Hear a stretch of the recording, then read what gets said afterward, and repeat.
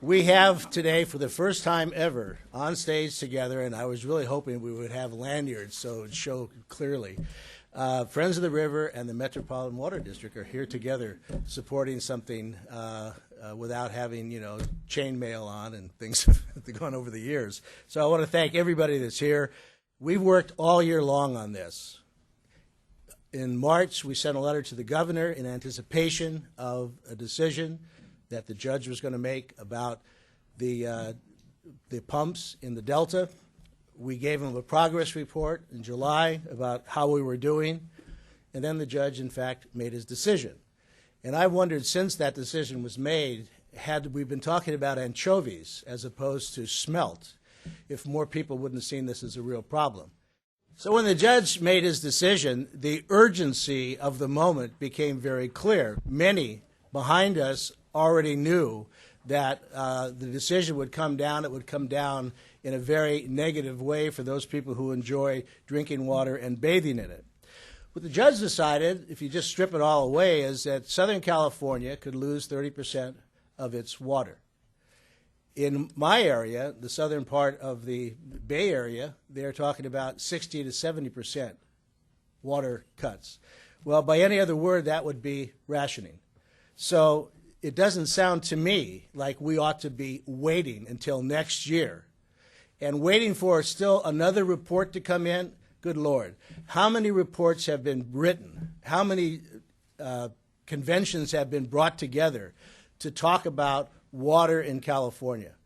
Waiting for a study to come out in a month at a time when we already know and can define the problem in much greater detail right now than we can afford to pay does not make any sense.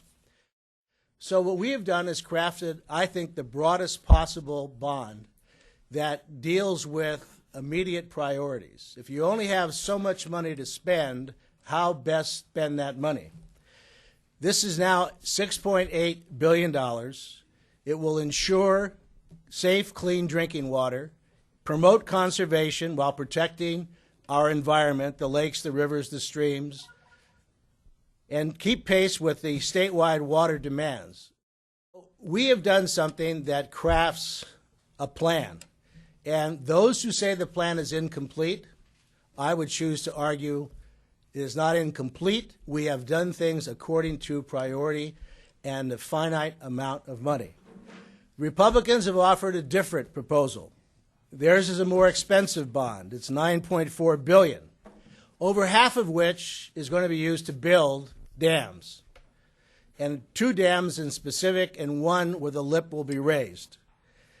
This bond, and this can be done with your own little calculator, your own little research, costs more for consumers, takes longer to bring it into online, results in less water, about 2 to 1, shortchanges the lower half of the state, because I have not met anybody from the southern part of the state that said the dam is their priority, and fails to promote conservation, the fastest, longest lasting, and most cost-effective method to increase supply.